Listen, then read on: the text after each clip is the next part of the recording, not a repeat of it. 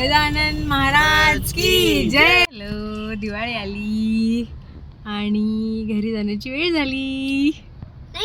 मोठा सामान आहे आमच्या बॅग.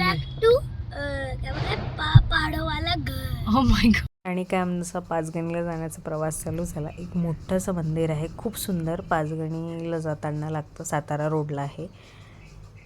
आणि ट्रॅफिक भरपूर होती. मग मी बॅक सीटला आली आणि अंशला जेवायला दिलं, कारण 8:30 पावणे 9 झालेले होते. त्यातल्या त्यात एक एपिसोड झाला, आमच्या गाडीचा टायर पंक्चर झाला.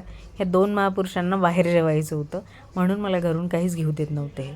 पण ते म्हणतात ना, भूक नसली तरी शिदोरी असावी. मी जबरदस्तीने डब्बासोबत घेतला आणि हॉटेल तर दूर, 10:30च्या दरम्यान एका टपरीच्या तिथे बेंच टाकलेला होता, तिथे दोघं बसले आणि शशांकनी जेवण केलं.